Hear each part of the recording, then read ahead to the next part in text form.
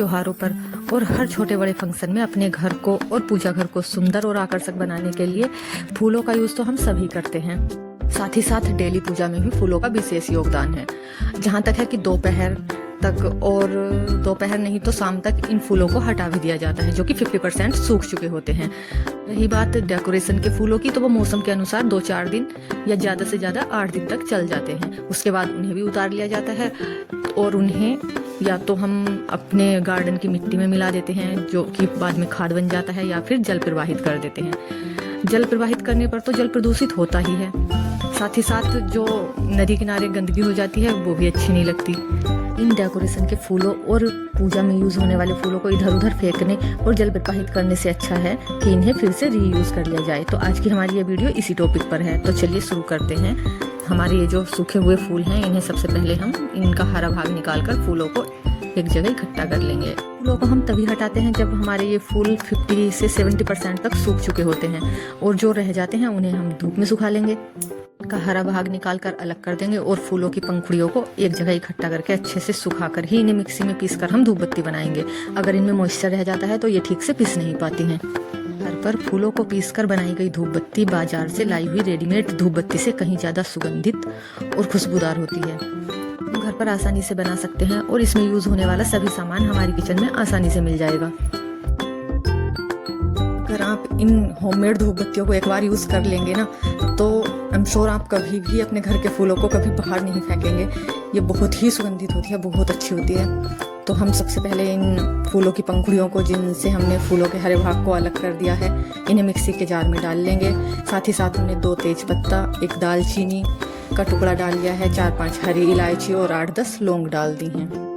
साथ ही साथ मैंने इसमें मिला ली थी तुलसी की मंजरी और लकड़ी और पत्ते भी, जो मैंने सर्दियों में तुलसी से काट कर रख लिए थे जब सूख गई थी। तो इसे ज़्यादा फाइन पेस्ट में नहीं पीसना है, दरदरा ही पीसना है। इसमें ये देसी कपूर मिला लिया है और थोड़ी सी सामग्री भी अच्छे से मिक्स कर ली है। और मिक्स करने के बाद गाय का शुद्ध देसी घी मिला लिया है 1 चम्मच।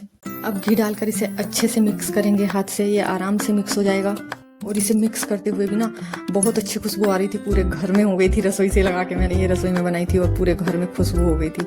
अब इससे आप बाइंड करके देख सकते हैं, लड्डू सा बन जाएगा। और आप कोई भी आकार दे सकते हैं, किसी भी शेप में बना सकते हैं, गोल लड्डू जैसा या कोन में। ये मैंने कोन में बनाए हैं और बहुत जल्दी आसानी से बन गए थे।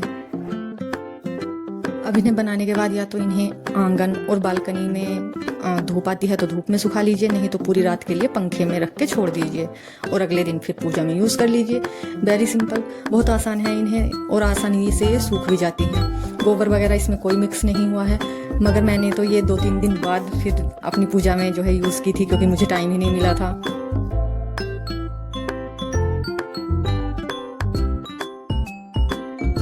अब ये 3 दिन बाद का रिजल्ट है। मैं 3 दिन बाद यूज़ कर रही हूँ, क्योंकि मुझे टाइम नहीं मिला था वीडियो शूट करने का। तो मैंने 3 दिन बाद फिर इसे जो है यूज़ करके देखा, और उसके बाद देखना ये रखने में भी बहुत इजीली नीचे रख सकते हैं। इसका नीचे से सरफेस ही ऐसा है। तो सबसे पहले इस धूप बत्ती को मैं अपने मंदिर में ही कान्हा जी के लिए जलाऊंगी। ये बहुत ही आसानी से जल जाती है, और सूखने के बाद भी इसमें खुशबू अभी भी ऐसे ही बनी हुई है। तो सबसे पहले मैं ये धूप बत्ती अपने कान्हा जी के लिए अपने घर के मंदिर में जला रही हूँ। देखिए ये बहुत अच्छे से जल गई है। अब मैं घर में जो है दूध पीने के लिए भी लोबान की तरह यूज़ करूँगी इसे।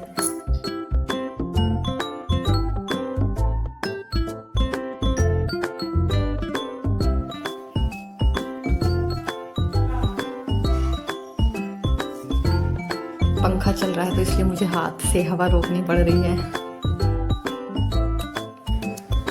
देखिए ये ना बहुत आसानी से जल जाती है, और ऐसा नहीं है कि ये एक बार जलने के बाद बीच में रुक गई हो और आधी जली आधी नहीं जली। ये बहुत अच्छे से लास्ट तक जलती है, और इसमें ना बहुत ही अच्छी खुशबू आ रही थी। और इसे जलाने के बाद फिर मैंने ये पूरे घर में लोबान की तरह दिखाया। पूरे घर में हवन जैसी खुशबू आ रही थी, जैसे घर की सारी निगेटिविटी दूर हो गई थी और पूरा घर एनर्जी से भर गया था, पॉजिटिविटी आ गई थी घर में। और इसे जलाने के बाद तो 2 दिन तक ज़रूरत ही नहीं पड़ी जलाने की, फिर 2-3 दिन तक खुशबू लगातार बनी रही। ये ना सच में बहुत ही अच्छा बना है और मन खुश हो गया, बहुत बढ़िया था।